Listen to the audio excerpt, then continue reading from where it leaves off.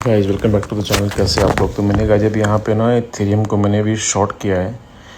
The reason is कि इसमें मेरा 1:3:4 का टारगेट का प्लानिंग मैंने किया है और एक अच्छे लेवल पे था इसका ब्रेकडाउन। ठीक है, तो टारगेट अपना इसमें गाइस आ गया है। तो मैं एक काम करता हूँ, मैं इसको जो है थोड़ा सा ट्रिल करने का ट्राई करता हूँ अभी।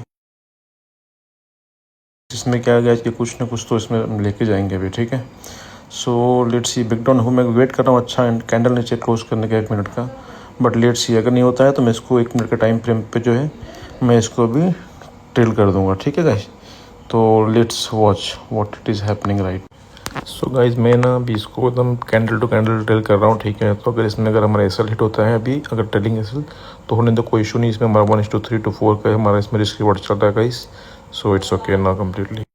सो गाइस इसमें लगता है हमारा ट्रेलिंग एसएल जो है वो कम्प्लीटली हिट होने वाला है, but that is completely fine now. So thank you very much guys watching the video. Take care, bye bye.